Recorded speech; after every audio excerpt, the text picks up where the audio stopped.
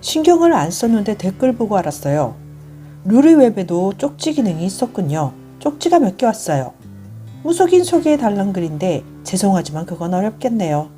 어린 시절 알던 분들은 제가 직접 가야 찾을 수 있을지 없을지 모르고, 갈비찜 무녀님은 물론 이번에 뵙고 연락처 알고 있지만 그분 허락 없이 알려드릴 수 없습니다. 죄송합니다. 그리고 앞으로도 그런 부탁은 일절 들을 수 없사오니 그냥 얘기만 들어주십시오. 오늘 할 얘기는 좀 많이 슬픈 얘기입니다. 보시다가 우시게 될지도 몰라요. 수건 한 장 가지시고 보시길 권합니다.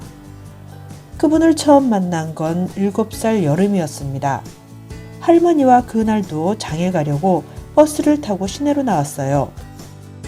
벌써 오늘 점심 메뉴가 뭘까? 할매께 간식으로 뭘 사달라고 할까? 하는 생각으로 벌써 입에 침이 고이고 있었습니다. 그렇게 시장을 구경하고 있을 때였습니다. 시장 한 구석이 소란해지고 처음 보는 광경이 펼쳐지고 있었습니다. 옷차림이 다 해지고 꼬질꼬질한 산발을 한 아주머니 하나가 품에 보퉁이 하나를 꼭 끌어안은 채 어쩔 줄 몰라하며 서 있었고, 몇몇 동네 악동들이 뒤를 따르며 그 아주머니를 놀려대고 심지어는 돌멩이도 던지고 있었어요. 아주머니는 어찌할 줄을 모르고 보퉁이만 꼭 껴안고 그냥 서서 당하고만 계셨어요. 지나가는 사람 아무도 그 악동들을 뭐라 하는 사람도 행동을 제지하는 사람도 없었어요. 그냥 관심이 없는 거죠. 이제 큰일 났습니다. 할매가 그걸 보셨거든요.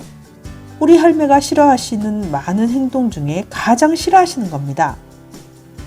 약한 사람, 대항할 힘 없는 사람, 신체적으로나 정신적으로 정상이 아닌 사람 괴롭히는 거요. 난 불안한 눈으로 그 광경 한번, 할매 눈치 한번 살폈어요. 역시나 예상과 한치 어긋나지 않게 할매의 얼굴이 울그락불그락해지시더니 분노의 일갈이 터져나왔습니다. 이놈들! 아주머니를 괴롭히고 있던 애들이 깜짝 놀라 돌아보고 어느새 달려가신 할머니가 쥐잡듯 애들을 몰아치셨어요. 제 또래 애들이었는데 그나마 애들인 게 다행이었죠. 아마 중학생쯤만 되었어도 말보다는 몽둥이가 먼저 날아갔을 겁니다. 꼬마들은 기어이 울음을 터뜨리고 그 자리를 떠났어요. 애들이 떠나자 할매는 아주머니께 괜찮으냐고 했는데 아주머니는 멍하게 할매를 쳐다볼 뿐이었어요. 그제서 그분이 정신이 온전하지 않단 걸 눈치챌 수 있었어요. 할매는 개의치 않으시고 아주머니의 더러운 옷을 털어주시면서 사람이 없는 곳으로 이끌고 가시려 하셨어요. 그때 잠시 전에 울면서 갔던 한 아이가 어떤 녹이 충천한 어른을 앞세우고 나타났어요. 아마 자기 아버지인 것 같았고 아버지께 일러 뛰어온 것 같았어요. 지 아들 잘못한 건 생각도 못하고, 상대가 남자였으면 한 대 치고 시작했겠지만 나이 많은 노인이고 여자인지라 언성만 높였어요. 그런 거에 기죽을 할매가 아니었죠. 상대를 잘못 고르셨네요. 할매는 핏대를 올리며 얘기하는 그 아저씨에게 더 방방 뛰시며 꾸짖었습니다. 애가 잘못하면 아무리 예쁜 자식이라도 꾸짖고 잘못을 알려줘야지 무조건 편들면 애가 뭘 보고 배우겠느냐며 미친 여자 때문에 자기 귀한 아들 혼냈다고 얘기하는 아저씨를 오히려 혼내셨어요. 육실할 놈아! 애비란 게 그 모양이니 아가 그따위를 보고 배우지! 하시면서요. 아저씨는 본전도 못 찾고 아들을 데리고 돌아갔습니다. 그 후에 할머니는 그 아주머니를 데리고 그늘진 곳으로 갔습니다.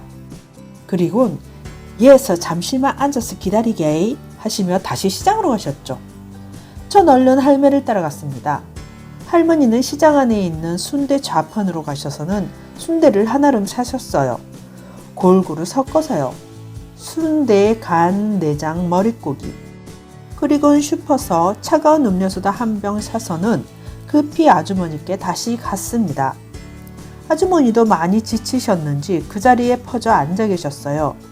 아주머니께 가신 할매는 사온 순대를 앞에 펼쳐 놓으시며 음료수를 따주며 말씀하셨어요.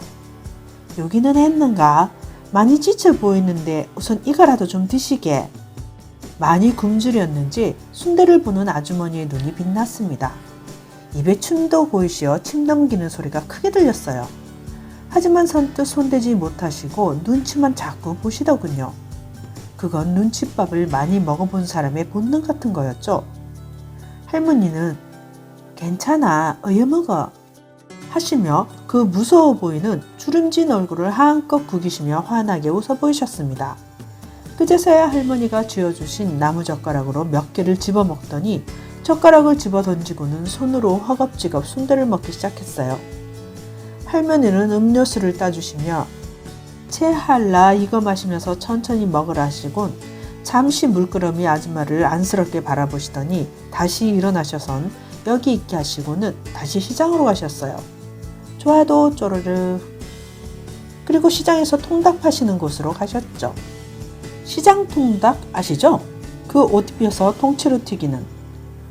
통닭 한 마리를 사셔선 그 아주머니께 다시 가보니 이미 그 많은 순대를 다 드시고는 물끄러미 앉아 계시더군요.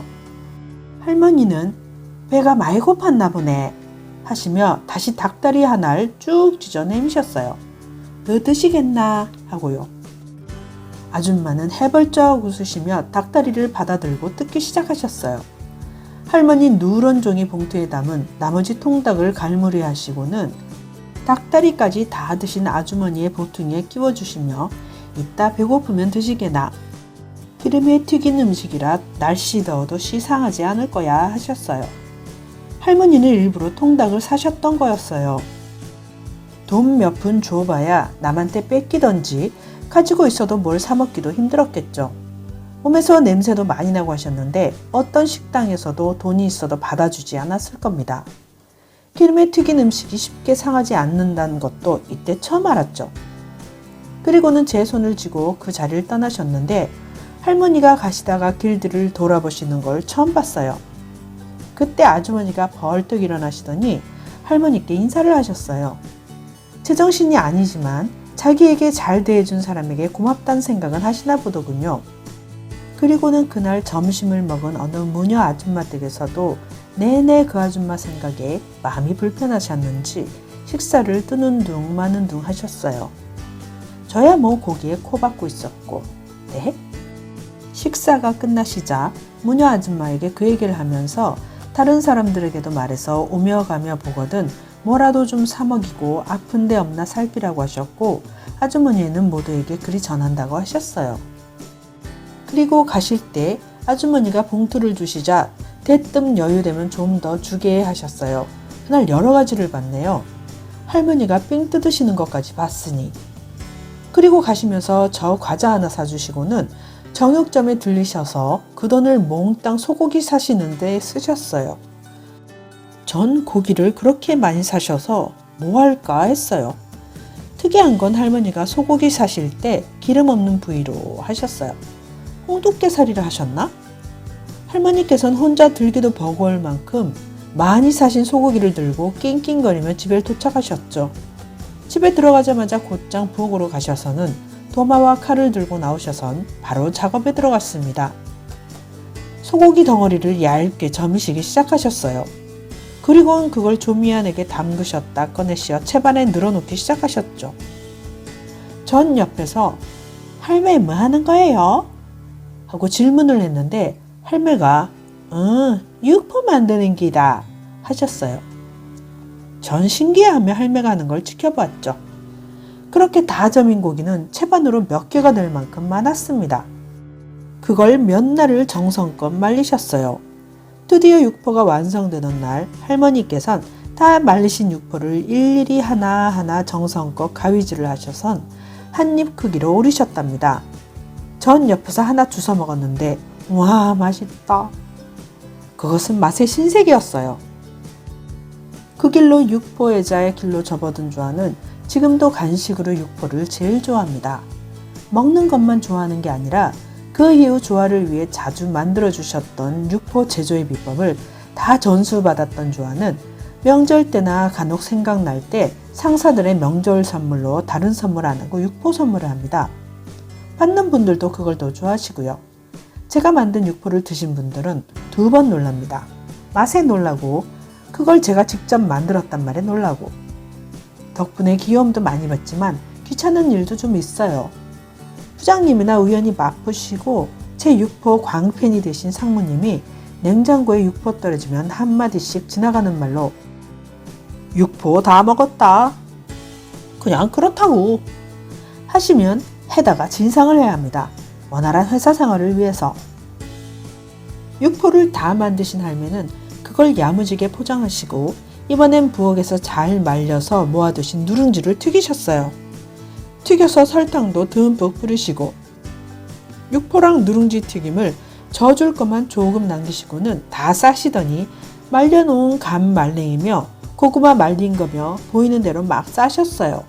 그렇게 한 보따리를 싸시더니 좋아야 가자 하시더군요. 버스를 타고 장에 나왔죠. 그날은 장이 서는 날도 아니었지만 평소에도 시장이 있었으니까요. 장에 가셔선 보따리를 낑낑거리시며 드시고는 뭔가를 찾아다니셨어요. 그 미친 거지 아주머니를 찾으신 거죠. 한참 시장을 뒤져 그 아줌마를 찾았습니다. 그건 그 시장에 있던 빵가게 앞에서였어요. 시장 빵가게 아시죠?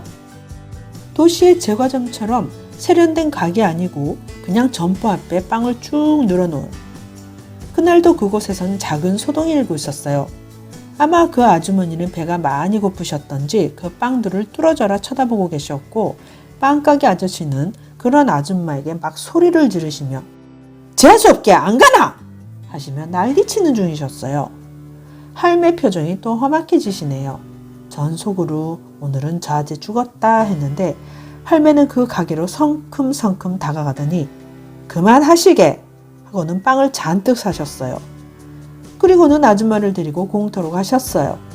공터에 가셔선 싸운 물로 손수건을 적시시어 아줌마의 떼낀 손을 닦아주시고는 빵봉지를 내미셨어요. 배가 많이 고팠구만은 어서 드시게. 아줌마는 할매를 한번 쳐다보고는 또 해벌레 웃으시며 빵을 허겁지겁 드셨고 할매는 물을 주시면서 앞에 쪼그리고 앉으셔선 쳐다보시고 저도 할매 옆에 쭈그려서 앉아있고 많은 빵을 개눈 감추듯 다 드시자 이번엔 할매가 쌈지에서 어느새 챙겨오신 손톱깎이를 꺼내시어 시커멓게 때가 낀 언제 자르고 안 자른지도 모를 손톱을 손수 깎아주셨어요. 아주머니는 그런 할매를 얌전히 앉아서 쳐다보고 있었어요. 지금 생각해보면 누군가에게서 그런 친절과 호의를 받아본 지 오래되셨을 겁니다. 그렇게 손톱과 발톱을 다 깎아주신 후 가져오신 보따리를 푸셨습니다. 그리고는 아주머니께 하나씩 다 권하시며 설명을 해주셨습니다. 만나제. 다 말린 음식이라 상하지 않을 거라 하시면서 배 골치 말고 잘 챙겨 먹으란 당부를 하시고는 제 손을 잡고 시장으로 가셨습니다. 그곳은 아까 그 빵집. 안 끝났구나. 이제 한판 하시나? 했는데 할머니는 아저씨를 조용히 부르시더니 10,000원짜리 세종대왕님을 한 장 주시며 불쌍한 사람 아이가 아재한테 뭐 해코지를 한 것도 아니고 오죽 묻고 싶었으면 그러겠노. 다음에 또 보거든 매몰차게 그러지 말고 빵 좀 주소. 이 돈 많지 다 먹으면 셈은 내가 또 해줄 때네. 아저씨도 좀 부끄러우셨던지 뒤통수를 긁으시며 그러겠다고 하셨습니다. 그렇게 빵집을 지로하고 돌아오는 길에 할매께서 물으셨어요. 우리 조아 뭐 먹고 잡노? 전 조금의 망설임 없이 순대라고 대답했어요. 할매가 웃으시며 며칠 전에 아줌마가 순대 먹는 거 보고 조아도 많이 먹고 싶었나 보다며 시장에 순대 자판으로 가셨어요. 예전 시장 순대 자판 기억하시나요? 큰 양은 다라이에 순대랑 내장 가득 넣고 목욕탕 의자에 앉아서 먹던. 할매랑 둘이 앉아 순대를 시켜놓고 먹었어요. 할매는 제게 사이다 한 병 사주시고 할매는 소주 한 병 하시면서 순대 아줌마는 조그만 꼬마가 우물거리며 순대를 먹는 게 귀여웠나 봅니다. 아가 순대를 잘 먹네 얘. 할머니는 얜 뭐든지 안 가리고 잘 먹는다고 한마디 하셨습니다. 뭐라도 한 가지씩 칭찬하셨던 할매. 할매 눈에 제가 뭘 한들 안 이뻤겠습니까? 그리고 아줌마는 옛다 서비스다 라며 순대랑 간을 잔뜩 더 썰어주셨어요. 그러시더니 할매께 할매요, 할매는 억수로 무섭게 생기시가 어째 맴은 그리 비단결인겨. 하시면 그 미친 거지 아줌마 이야기를 하는 겁니다. 할매는 나중에 복 많이 받으시길 믿어. 그래 매미 고시니 하셨고, 할매는 손사리를 치시며 아니요 내가 그 사람에게 더 고맙소 하셨어요. 영문을 몰라 쳐다보는 순대 아주머니께 그러시더군요. 내가 나이 70이요. 앞으로 살면 얼마나 더 살겠소. 내가 죽어 저승에서 편하라고 공덕 쌓을 기회를 주는 긴데 내가 고마워해야 되지 않겠소 하시더군요.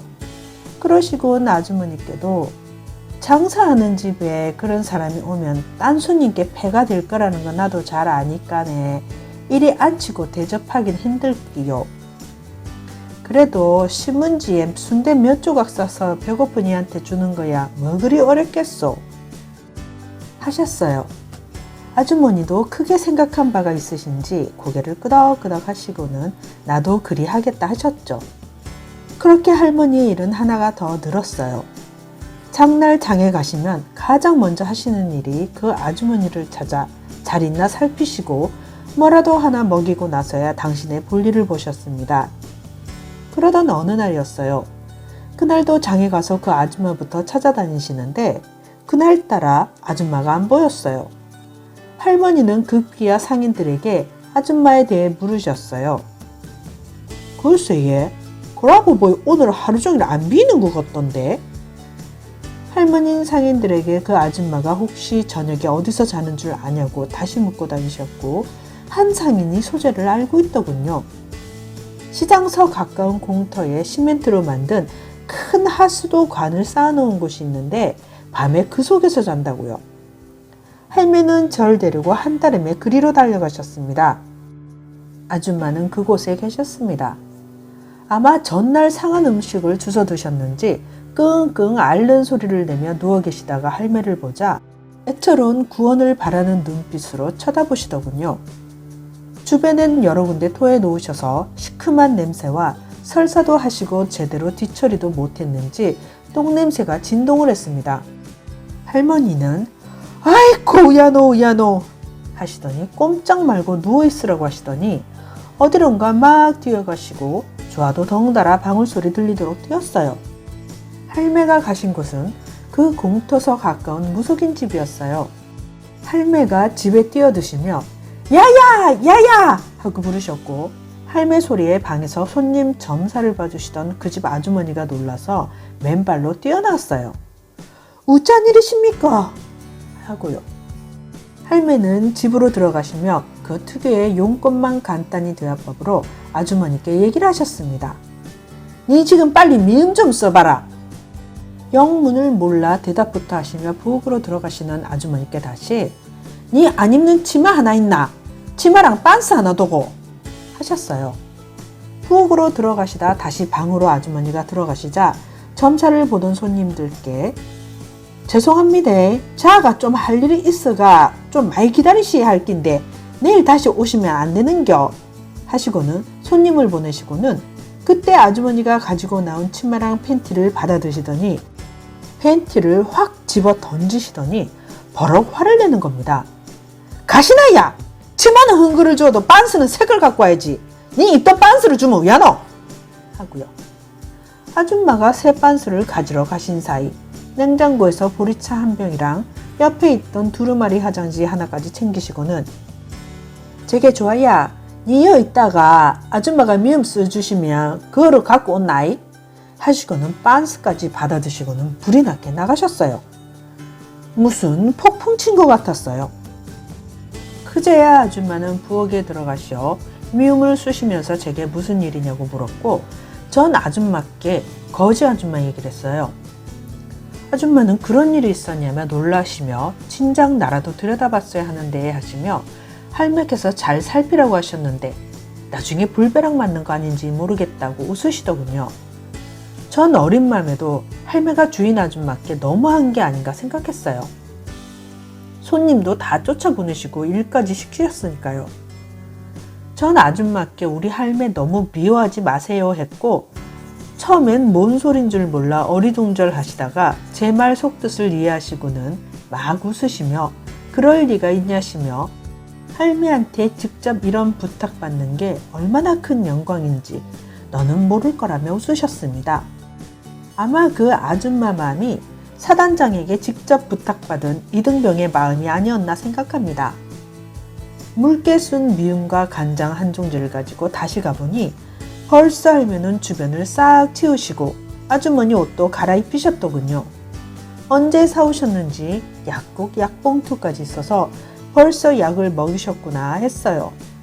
아줌마는 속병이 나고서도 많이 굶으셨는지 미음에서 눈을 떼질 못했습니다.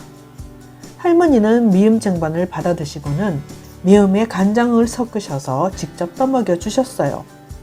제비새끼 모양 잘도 받아 드시더이다.